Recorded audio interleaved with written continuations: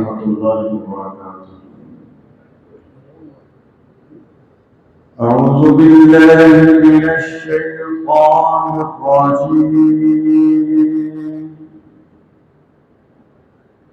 बिस्मिल्लाहिर रहमानिर रहीम।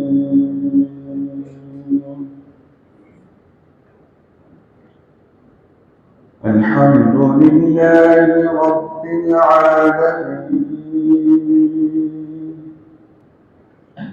अर्रहमानिर रहीम।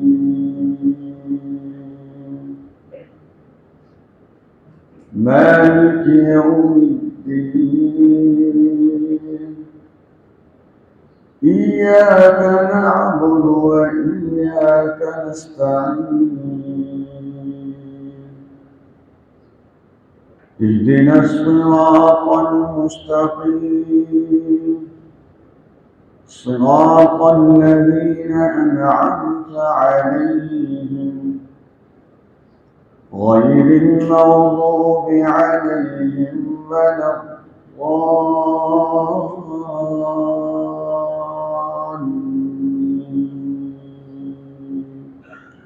आमीन। قال الله تبارك وتعالى: إن الله وملائكته يصلون على النبي يا أيها الذين آمنوا صلوا عليه وسلموا تسليما. اللهم صل على محمد وعلى آل محمد كما صليت على إبراهيم وعلى آل إبراهيم إنك حميد مجيد. اللهم بارك على محمد وعلى آل محمد كما باركت على إبراهيم وعلى آل إبراهيم إنك حميد مجيد. جزا الله عنا محمدا وأهله. رضيت بالله ربا وبالإسلام دينا وبمحمد نبيا صلى الله عليه वसल्लम। मोहतरम सामईन कराम, मेरे बिरादरान मुकर्रम और मेरी इस्लामी बहनों, जैसे मैंने पिछले जुमे ये अर्ज किया था कि इस जुमे इंशाअल्लाह हज़रत आयशा रज़ियल्लाहु ताला अन्हा और हज़रत अली रज़ियल्लाहु ताला अन्हु के हवाले से, उनकी सीरत और फजीलत के हवाले से कुछ बातें इस नीयत से करेंगे कि अल्लाह तबारक व ताला उन खूबियों को हमें अपने अंदर भी पैदा करने की तौफीक अता फरमाए। मैंने सूरत अल-फातिहा की जो तिलावत की है, ये जो सूरत अल-फातिहा है, इसमें हैं तो 7 आयात, और ये भी मशहूर है कि दुनिया में 7 बर आज़म हैं और 7 समंदर हैं। लेकिन सूरत फातिहा की जो 7 आयात मुबारका हैं, ये इल्म व हिकमत से भरी हुई हैं, इतनी भरी हुई हैं कि 7 समंदर का जितना पानी है उसे अगर रोशनाई में तब्दील कर दिया जाए और 7 बर आज़म के जितने दरख्त हैं उन्हें कलमों में तब्दील कर दिया जाए और सारे लोग सूरत अल-फातिहा की हिकमतें लिखने के लिए तैयार हो जाएं तो क़यामत आ जाएगी। लेकिन सूरत अल-फातिहा की हिकमत, उसके ख़ज़ाने, उसकी मारिफत, اور اس کی پرمغز باتیں اس پر کما حقہ اس کی تکمیل نہیں ہو سکتی۔ اور یہ بات میں نے اس لیے کہی کہ اگر میں یہ کہوں کہ سورۃ الفاتحہ میں تمام نیک لوگوں کا تذکرہ ہے تو آپ کہیں گے کہ سورۃ الفاتحہ میں تو کسی کا نام نہیں ہے، اور ہے بھی ایسے ہی۔ سورۃ الفاتحہ کی جو 7 آیات ہیں اس میں نام تو صرف اسی ہستی کا ہے جس کا یہ کلام ہے، اللہ تبارک و تعالی۔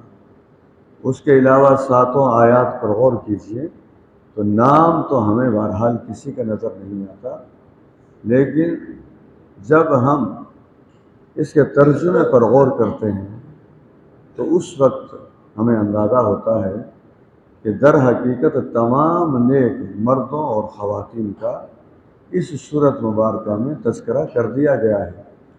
وہ کس انداز میں کہ ہم رب کے حضور یہ دعا مانگتے ہیں کہ پروردگار ہمیں سیدھا راستہ عطا فرما، ان لوگوں کا راستہ جن پر آپ کا انعام ہوا۔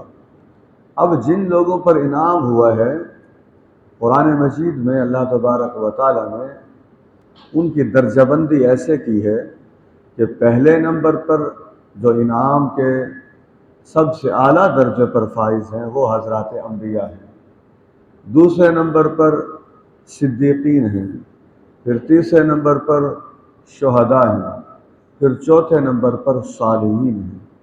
تو میں نے آپ شاید یہ سوچ رہے ہوں اگر عنوان حضرت عائشہ رضی اللہ تعالی عنہا کا تھا یا ہے اور حضرت علی رضی اللہ تعالی عنہ کا ہے تو پھر سورۃ الفاتحہ کی تلاوت کیوں کی گئی؟ تو میں نے اس لیے اس سورت کی تلاوت کی کہ جب ہم ان لوگوں کا راستہ طلب کرتے ہیں جن پر انعام ہوا ہے تو ان انعام یافتگان میں حضرت عائشہ رضی اللہ تعالی عنہ بھی شامل ہیں اور حضرت علی رضی اللہ تعالی عنہ بھی شامل ہیں۔ ابھی آپ دیکھیے تھوڑی دیر کے بعد جب ہم عملاً نماز ادا کر رہے ہوں گے تو اس وقت ہم اپنی زبان سے یہ کہتے ہیں السلام علینا وعلی عباد اللہ الصالحین۔ اگرچہ لوگوں کو عموماً ان الفاظ کا ترجمہ نہیں آتا اور یہ بڑی کمی ہے، بہت زیادہ کمی ہے۔ انسان ذاتی شوق اتنا تو پیدا کر لے کہ میں نماز میں جو کچھ اپنی زبان سے ادا کرتا ہوں اس کا جس زبان کے اندر اس کی دسترس زیادہ بہتر ہے اس کا ترجمہ اسے آنا چاہیے، اردو میں آنا چاہیے یا سرائکی میں ہے یا پنجابی میں ہے۔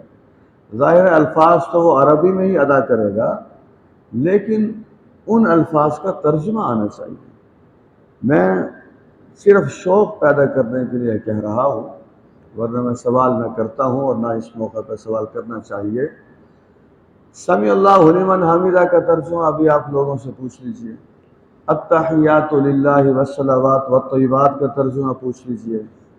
تو ہماری بہنیں جو تشریف لائی ہیں، مجھے قاری سفیان صاحب کے ذریعے کئی باتیں سننے کو ملتی ہیں اور وہ خوش آئند باتیں ہیں کہ الحمدللہ خواتین کے حوالے سے جو یہاں اہتمام کیا گیا، اور میں مسجد انتظامیہ کو بھی کہتا ہوں کہ وہ بھی اللہ کا شکر ادا کریں، اور جتنے افراد نے مالی تعاون کیا یا کسی بھی قسم کا تعاون کیا سب اللہ کا شکر ادا کریں۔ ابھی تو کچھ ہی عرصہ ہوا ہے یہ باتیں سننے کو مل رہی ہیں الحمدللہ کہ نماز تراویح کی مناسبت سے، جمعہ کی نماز کی ادائیگی کی وجہ سے، دورہ تفسیر جو دن کے وقت ہوتا ہے اس کی وجہ سے، پھر نماز تراویح کے بعد جو نماز تراویح کے بعد خلاصہ قرآن وہ مختصر پیش کیا جاتا ہے اس کی وجہ سے الحمدللہ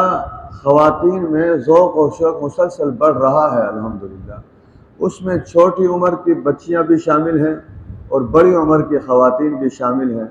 مسجد انتظامیہ کے لوگ یہاں موجود ہیں، میں ابھی خواتین کی موجودگی میں ان سے یہ کہنا چاہتا ہوں، اور زندگی رہی تو انشاءاللہ عید الفطر کے بعد ایک بڑی سطح کی میٹنگ میں یہاں انشاءاللہ ہم کریں گے، اور مشاورت کے بغیر تو ہم نہیں چلتے، مشاورت کے ساتھ ہی فیصلہ ہوگا۔ خواتین کے حوالے سے یہ مطالبہ آیا ہے کہ کوشش کی جائے کہ ان کے لیے پورا سال اس قسم کا کوئی کورس ڈیزائن کیا جائے، دن کے اوقات میں کچھ گھنٹے جس میں ان کے لیے آنا آسان ہو، اس میں مدرسین بھی فراہم کیا جائیں۔ اور میں بطور خاص ہمارے بھائی ظفر صاحب مجھے اچھے طریقے سے یاد ہے اور یہاں کے نواسی بھی جانتے ہیں، الحمدللہ وہ بڑی محبت کے ساتھ، اور بلکہ میں انہیں کم گو ہی پاتا تھا، زیادہ گفتگو نہیں کیا کرتے تھے، لیکن جتنی کرتے تھے وہ سلجھی ہوئی کرتے تھے۔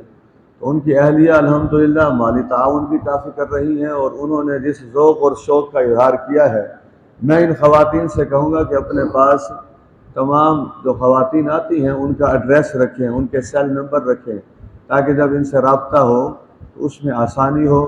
ہم انشاءاللہ جتنے منصوبے ان کی طرف سے آئے ہیں، ہم کوشش کریں گے کہ قرآن اور سنت کے پیغام کو بہتر سے بہتر انداز میں پہنچانے کے لیے جو ہم کر سکیں انشاءاللہ اس سے بڑھ کر کریں گے اللہ کی توفیق سے انشاءاللہ، اور یہ سب آپ کے تعاون سے ہوگا انشاءاللہ۔ یہاں ایسے لوگ بھی موجود ہیں، میں نام نہیں لیتا، انہوں نے کسی نے 50,000 روپے شروع میں ہی دے دیا تھا کہ یہ آپ آغاز کریں، اور اس کے بعد بھی جتنے اخراجات ہوں گے ہم اس کے لیے بھی تیار ہیں۔ تو یہ سارے لوگ میرے کیا بلکہ ہم سب کے محسنین ہیں۔ اللہ تبارک و تعالیٰ سب کے رزق میں اور سب کی عمروں میں برکتیں عطا فرمائے۔ ہماری جو بہنیں اس میں بہت آگے جا رہی ہیں، مولانا ابوبکر رحمۃ اللہ علیہ کی اہلیہ بیوہ خاتون وہ بھی تشریف لاتی ہیں، اللہ تبارک و تعالیٰ ان کے بچوں کے عمر میں بھی برکتیں عطا فرمائے، اللہ تبارک و تعالیٰ ان کے لیے بھی آسانی پیدا فرمائے۔ بلکہ میں یہ کہوں گا کہ ہم نے جب سے مولانا ابوبکر رحمۃ اللہ علیہ کا انتقال ہوا ہے تو مسجد انتظامیہ نے ایک رقم جو ہماری استطاعت کے مطابق ہے ہم وہ ہر مہینہ ان تک پہنچاتے ہیں۔ میں نے اس لیے دوستوں سے یہ کہا ہے کہ ہم نے باقاعدہ ایک رسید بک بنائی ہوئی ہے ان کے نام کی، ظاہر ہے فیملی ہے، ان کی بچیاں ہیں، اور پھر بڑا بیٹا بھی کوئی نہیں ہے، 2 چھوٹے بیٹے ہیں ان کے۔ تو شہر میں آپ جانتے ہیں کہ آج کل تو جس کی انکم بھی ہے وہ بھی کتنا پریشان ہے، جس کے وسائل نہ ہوں اسے کتنی پریشانی ہوتی ہے۔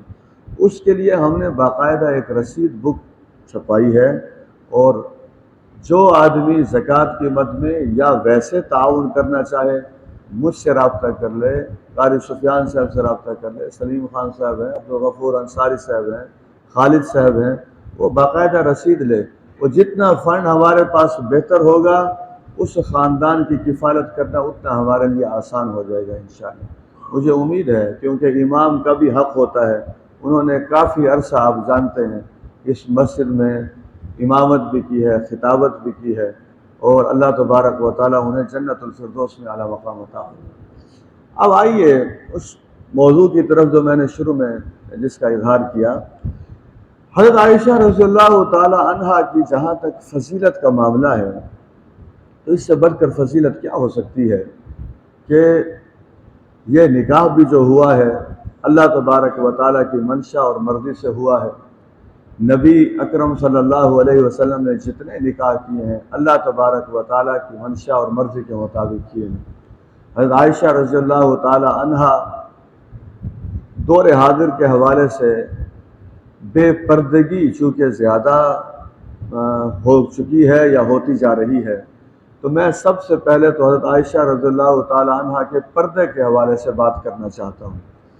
اور جو واقعات یہاں بیان کیے جا رہے ہیں کوئی ایسے واقعات نہیں ہیں کہ کل کو کوئی آدمی میرے پاس حوالہ لینے کے لیے آئے کہ یہ کس کتاب میں لکھا ہوا ہے اور کہاں آپ نے پڑھا ہے، تو میں پریشان ہو جاؤں کہ اس آدمی نے مجھے کہاں پریشانی میں مبتلا کر دیا۔ ایسی بات نہیں ہے، کوشش کی جاتی ہے کوئی ایسی بات نہ کی جائے جس کا ہم ثبوت فراہم نہ کر سکیں، یا کوئی ایسی بات نہ کی جائے جو صداقت کے معیار پر پورا نہ اترتی ہو۔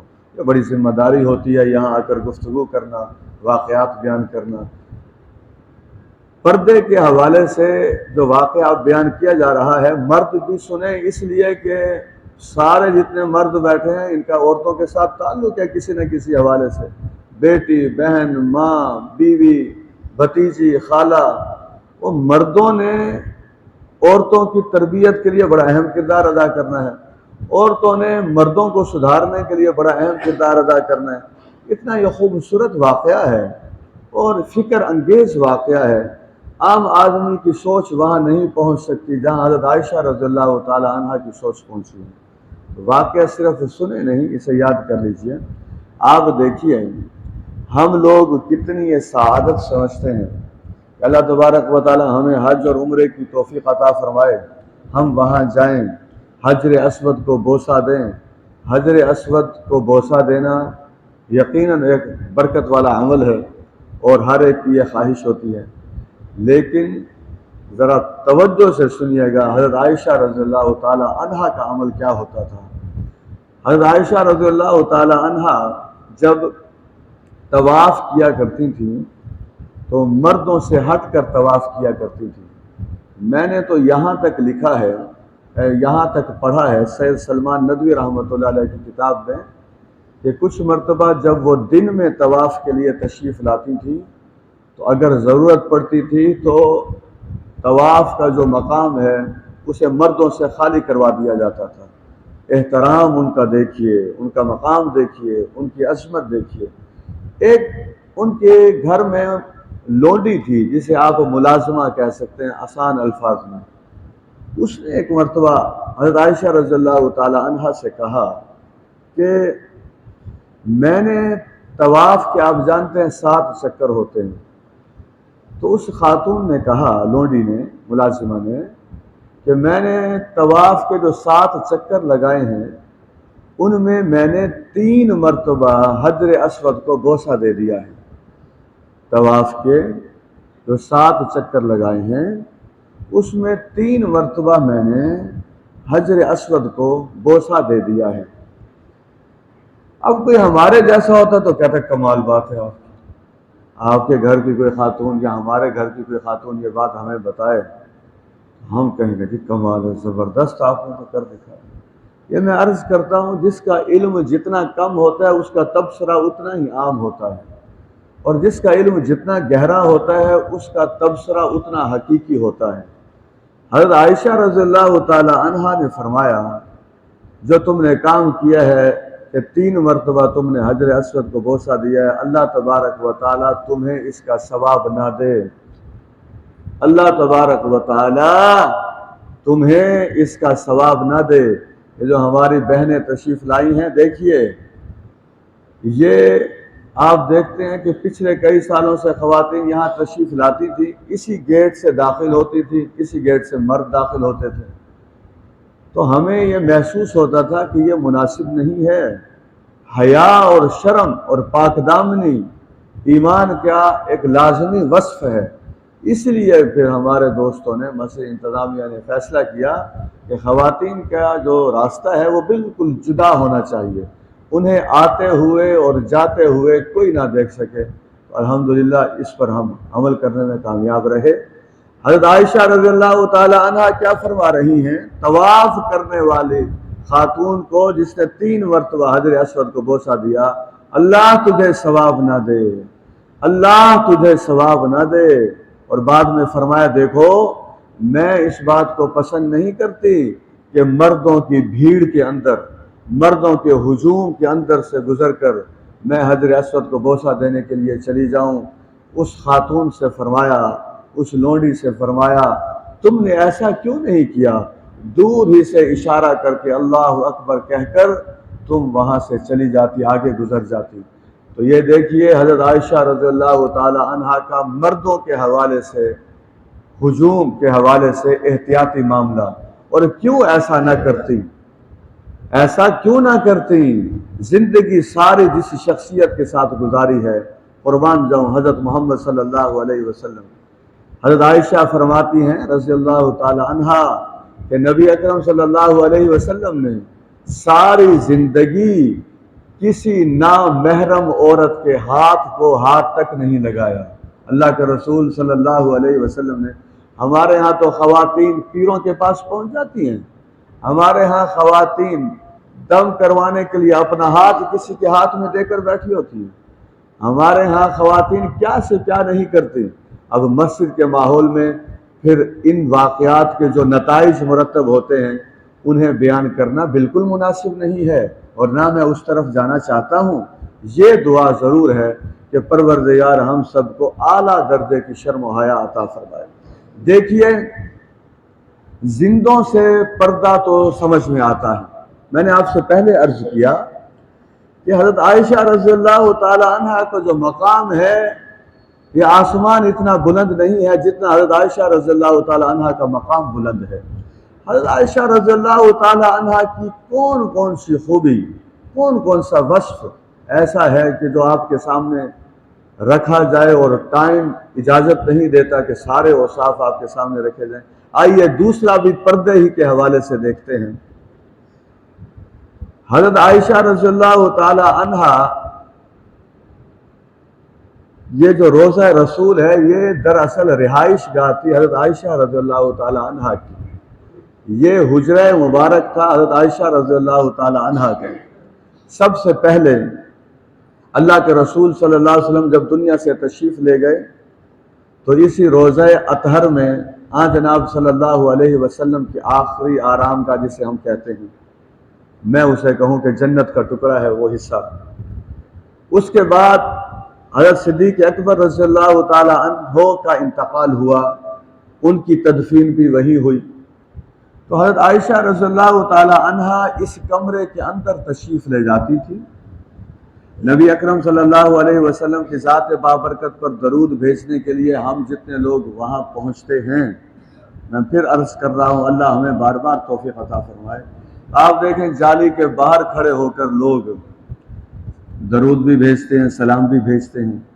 قربان جائیے، حضرت عائشہ رضی اللہ تعالی عنہ اس کمرے کے اندر تشریف لے جاتی تھی اور وہاں جا کر درود بھیجا کرتی تھی، سلام بھیجا کرتی تھی۔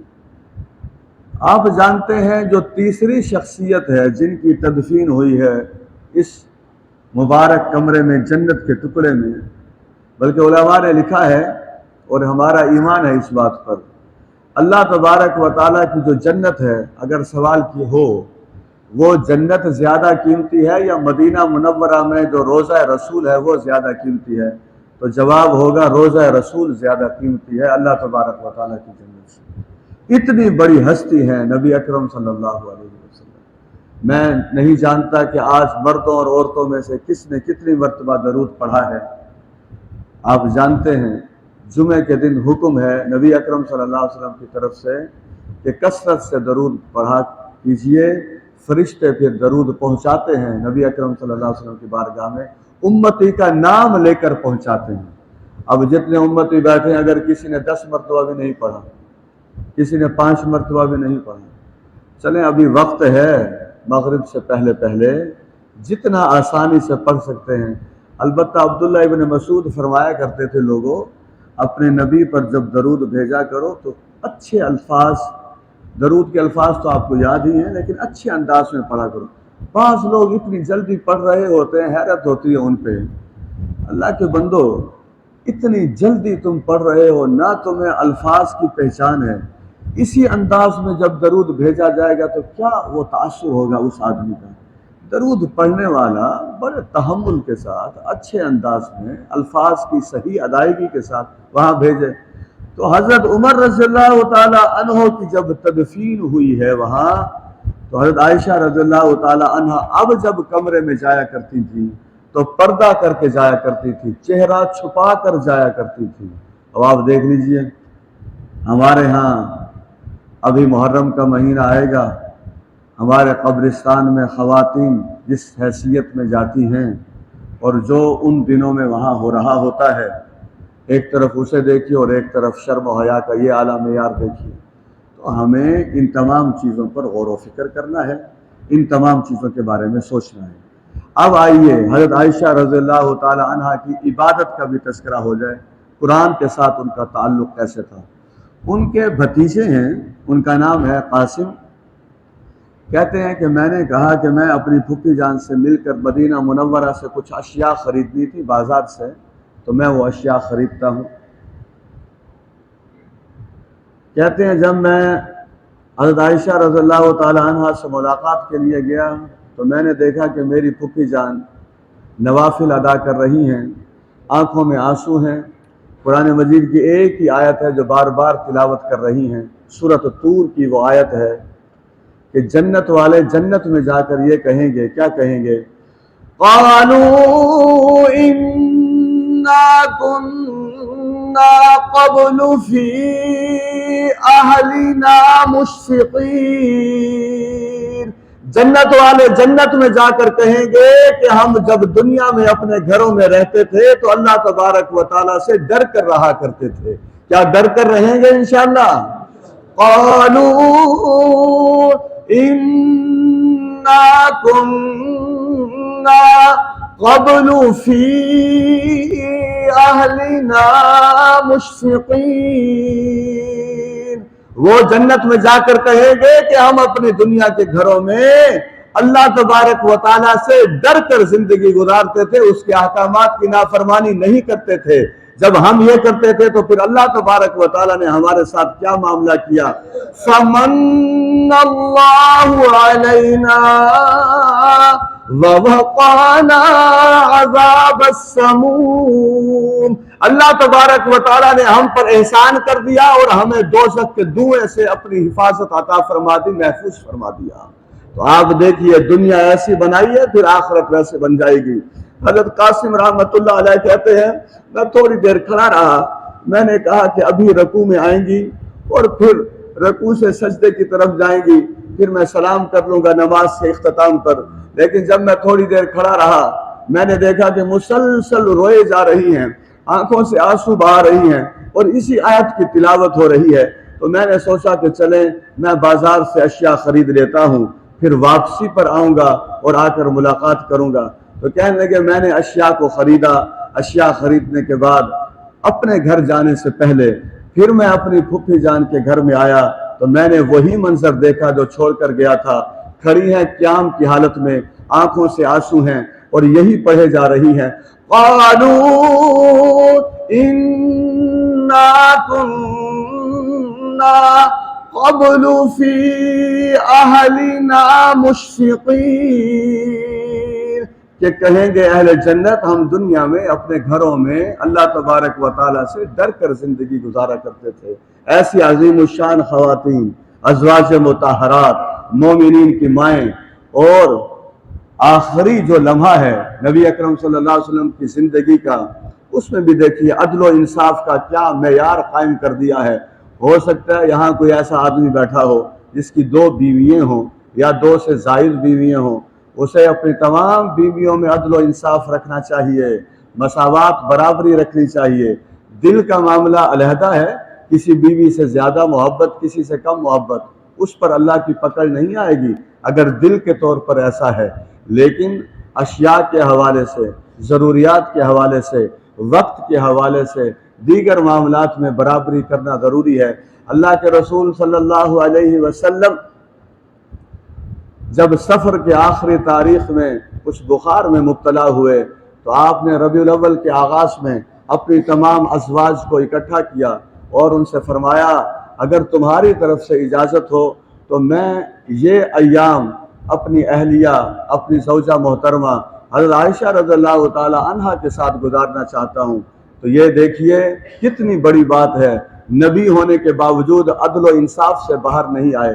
اس لیے نبی اکرم صلی اللہ علیہ وسلم نے فرمایا اگر کسی شخص کی 2 بیویاں ہیں، ایک کے ساتھ بہت اچھا سلوک رکھتا ہے، دوسری کو معطل کر کے چھوڑا ہوا ہے، تو قیامت والے دن یہ اللہ کی بارگاہ میں ایسے آئے گا کہ اس کے جسم کا ایک دھڑ جو ہے وہ سارے کا سارا گرا ہوا ہوگا۔ اللہ تبارک و تعالی ہمیں ایسے ظلم سے محفوظ فرمائے۔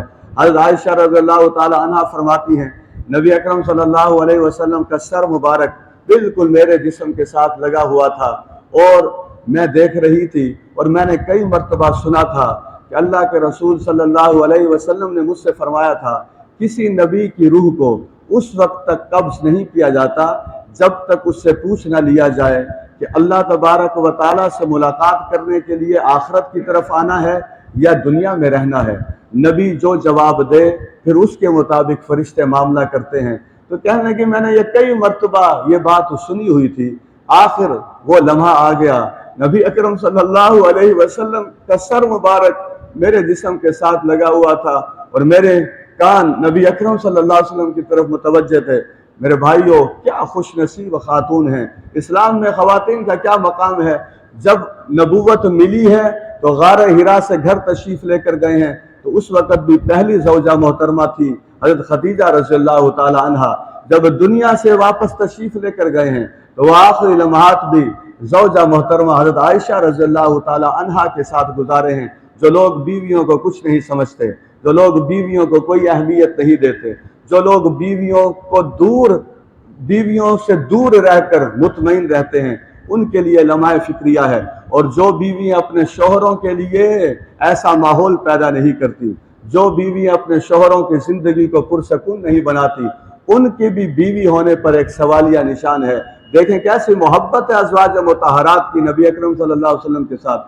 تو فرماتی ہیں آخری بات جو میں نے سنی پھر نبی اکرم صلی اللہ علیہ وسلم کی زبان اطہر سے، میں سمجھ گئی کہ اب پوچھ لیا گیا ہے کہ دنیا میں رہنا ہے یا آخرت میں رہنا ہے۔ آپ مسلسل اپنی زبان سے یہ ارشاد فرما رہے تھے، بل الرفیق الاعلیٰ، مجھے اللہ کی ملاقات منظور ہے، میں بڑی ملاقات میں جانا چاہتا ہوں۔ تو میں سمجھ گئی کہ اب آخری لمحہ آ گیا ہے، اور وہی الفاظ تھے۔ اس کے بعد اللہ کے رسول صلی اللہ علیہ وسلم اس دنیا کو چھوڑ کر اور اللہ تبارک و تعالیٰ سے دائمی ملاقات کے لیے تشریف لے گئے۔ تو میرے بھائیوں، کیا ہم سب اللہ ہی سے تو ملاقات کرنا چاہتے ہیں؟ اللہ سے ملاقات کے لیے صالحیت شرط ہے۔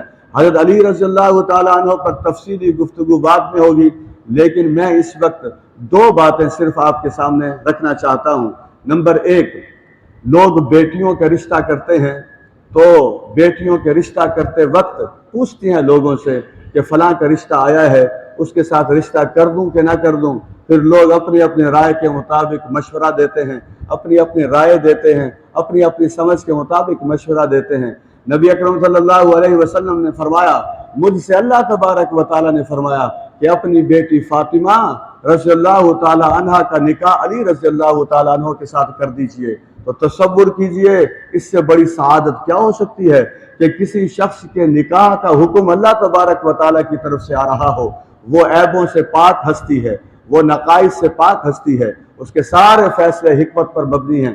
حضرت علی رضی اللہ تعالیٰ عنہ کی ساری زندگی جہاد سے بھری پڑی ہے، ساری زندگی نمازوں سے بھری پڑی ہے، ساری زندگی خدمت خلق کا بہترین نمونہ ہے۔ آخری وقت ہے، فجر کی نماز کی ادائیگی کے لیے، امامت کے لیے وہ مسجد کی طرف آ رہے ہیں، اور جو قاتل پہلے سے منصوبہ بندی کر کے بیٹھا ہوا تھا۔ لیکن ایک بات میں عرض کرنا چاہتا ہوں، ہم اپنے گھروں سے آتے ہیں، خاموشی سے آتے ہیں، نماز ادا کر کے خاموشی سے چلے جاتے ہیں۔ ہم سنت علی رضی اللہ تعالیٰ عنہ پر عمل نہیں کرتے۔ حضرت علی رضی اللہ تعالیٰ عنہ جب اپنے گھر سے نماز کے لیے آتے تھے، راستے میں جتنے لوگ ملتے تھے یا راستے میں لوگ بیٹھے ہوتے تھے یا لوگوں کا کوئی ہجوم ہوتا تھا تو کہتے ہوئے گزرتے تھے، الصلاۃ الصلاۃ، نماز کی طرف آئیے، نماز کی طرف آئیے۔ ہم خود کئی مرتبہ ان دکانوں سے گزر آتے ہیں، لیکن ہمیں کبھی اس سنت پر عمل کرنے کی طرف ہمارا ذہن اس طرف نہیں گیا۔ یہ خامی میرے اندر بھی ہو سکتی ہے، یہ کمی آپ کے اندر بھی ہو سکتی ہے۔ اس کمی کو ہمیں دور کرنے کی ضرورت ہے۔ جتنے افراد آپ کو ملیں یا جو ایسے بیٹھے ہوں اور نماز کا وقت اور ادا کرنے کی طرف نہیں جا رہے، تو یہ فقرہ اور یہ لفظ کہیں گے تو انشاءاللہ حضرت علی رضی اللہ تعالیٰ عنہ کی سنت پر عمل ہو جائے گا۔ جب شہادت کے منصب پر فائز ابھی یعنی زخمی حالت میں تھے، لیکن محسوس ہوتا تھا کہ اب یہ روح پرواز کر جائے گی، اپنے دونوں بیٹوں کو بلایا، حضرت حسن رضی اللہ تعالیٰ عنہ کو بلایا، حضرت حسین رضی اللہ تعالیٰ عنہ کو بلایا۔ بعض لوگ پڑھتے ہیں نہیں، باتیں ایسے ہی کر دیتے ہیں۔ ایک بڑے ذمہ دار آدمی نے مجھے کہا کہ حضرت علی رضی اللہ تعالیٰ عنہ نے اپنے قاتل عبد الرحمن کو معاف کر دیا تھا۔ میں نے کہا آپ نے کہاں پڑھا یہ کہ انہوں نے اپنے قاتل کو معاف کر دیا تھا؟ اسے حضرت حسن رضی اللہ تعالیٰ عنہ نے اس کا سر قلم کر دیا تھا۔ اس لیے یا تو پہلے پڑھ لیجئے، اس کے بعد پھر رائے دیجئے، یا پھر کسی سے پوچھ لیجئے جو اس علم کا ماہر ہے۔ حضرت علی رضی اللہ تعالیٰ عنہ نے اپنے دونوں بیٹوں کو بلایا۔ اب یہ وہ لمحہ تھا، ساری زندگی کا تجربہ، ساری زندگی کا علم، ساری زندگی کی فہم و فراست، ساری زندگی کا نچوڑ وہ اس وقت سامنے آ جاتا ہے۔ اپنے بیٹوں سے نصیحت، اپنے بیٹوں کو وصیتیں کی ہیں، 10 وصیتیں ہیں، 10 وصیتیں۔ ہماری بہنیں بھی سنیں، یہ ہمارے بھائی بھی سنیں، نوجوان بھی سنیں، اگر ہو سکے تو انہیں یاد کر لیں۔ میں بڑا آہستہ آہستہ بغیر تشریح کے آپ کو بتا دوں گا۔ دونوں بیٹوں سے فرمایا نمبر 1 اللہ تبارک و تعالیٰ سے ڈرتے رہنا، نمبر 2 دنیا تمہاری طرف اگر مائل بھی ہونا چاہے تو اس کی طرف مائل نہ ہونا، نمبر 3 دنیا کی کسی بھی چیز کے نہ ملنے پر کبھی افسوس نہ کرنا۔ میں آج ولیسن کالج میں ہمارے اسلامیات کے پروفیسر ہیں، تو میں یہ چیزیں پڑھ رہا تھا تو مجھے کہنے لگے جو آپ پڑھ رہے ہیں موبائل مجھے دیں، میں بھی پڑھنا چاہتا ہوں۔ میں نے کہا یہ لیجئے، تو انہوں نے کہا میں تو اس وصیت پر حیران رہ گیا ہوں کہ دنیا کی کوئی چیز حضرت علی رضی اللہ عنہ کے نظر میں اتنی اہم ہے ہی نہیں کہ اس کے نہ ملنے پر افسوس شروع کر دے انسان۔ ہمارا معاملہ دیکھیے کہ ہم کیا کرتے ہیں۔ پھر سن لیجئے، اس کی اتنی بڑی وضاحت کی جاتی ہے، یہ ڈپریشن کا بھی علاج ہے۔ یہ ابھی خاتون جسے امریکہ میں ایوارڈ ملا ہے نفسیات میں، اس نے یہی ریسرچ کی ہے کہ ڈپریشن سے نکلنے کے لیے، ٹینشن سے نکلنے کے لیے دین کی جو تعلیمات ہیں وہ بنیادی کردار ادا کرتی ہیں۔ اس لیے جو آدمی جتنا دین والا ہوگا، جس کی خشیت جتنی زیادہ ہوگی، جس کا مطالعہ جتنا زیادہ ہوگا، جس کی قربت خداوندی کا شوق جتنا زیادہ ہوگا، وہ ان چھوٹی موٹی اور بڑی چیزوں کے سامنے آتے نہیں، نہ اس کے اندر اس کے ذہن میں اس قسم کی کوئی پریشانیاں ہوتی ہیں۔ اور نمبر 3 بیٹوں سے فرمایا حسن و حسین رضی اللہ تعالی عنہما دنیا کی کسی چیز کے نہ ملنے پر کبھی افسوس نہ کرنا۔ نمبر 4 ہمیشہ حق کا ساتھ دینا۔ پاکستان میں لوگوں نے اگر حق کا ساتھ دیا ہوتا تو آج یوں ہم نہ رو رہے ہوتے۔ مجھے نہیں پتا کہ آئندہ بھی حق کا ساتھ دینے کا ارادہ ہے یا وہی روایتی طریقہ اختیار کرنے کا ارادہ ہے۔ نمبر 4 ہمیشہ حق کا ساتھ دینا۔ نمبر 5 یتیم پر رحم کرنا۔ آپ یقین جانیے حضرت علی رضی اللہ عنہ زخمی حالت میں ہیں، زندگی ختم ہونے کو ہے، لیکن علم کا دریا بہا دیا ہے، علم کا سیلاب بہا دیا ہے، ایسا بحر بے کراں ہے جس کا دوسرا کنارہ ہی نہیں ہے۔ یتیم پر رحم کرنا۔ نمبر 6 بے بس افراد، جو مظلوم بے بس افراد ہیں، مساکین ہیں، ان کی نصرت کرنا، خبر گیری کرنا۔ اپنے بیٹوں کو دشمنی سکھا کر گئے ہیں۔ آپ کے لیے یہ فقرہ بڑا اجنبی ہوگا کہ حضرت علی رضی اللہ عنہ حضرت حسن حسین کو دشمنی سکھا کر گئے ہیں۔ جی اپنے دونوں بیٹوں کو دشمنی سکھا کر گئے ہیں، لیکن کس سے؟ سن لیجئے۔ نمبر 7 دونوں سے فرمایا دیکھو ہمیشہ ظالم کا دشمن رہنا۔ رہیں گے دشمن انشاءاللہ؟ ظالم کا، یہاں ظالم سڑکوں پر چل رہے ہوتے ہیں، ارد گرد حواریوں کو دیکھیں آپ، یہ حواری نہ ہو تو ظالموں کو آکسیجن نہ ملے، وہ اپنی موت آپ مر جائیں۔ ظالم کا دشمن رہنا۔ نمبر 8 مظلوم کا مددگار رہنا۔ یہاں الٹ ہے، ظالم کا دشمن رہنا 7، نمبر 8 مظلوم کا مددگار رہنا۔ نمبر 9 رمضان المبارک ہے ماشاءاللہ، جائزہ ہم سب اپنا لیں۔ 9واں نمبر یہ ہے کتاب اللہ پر عمل کرنا۔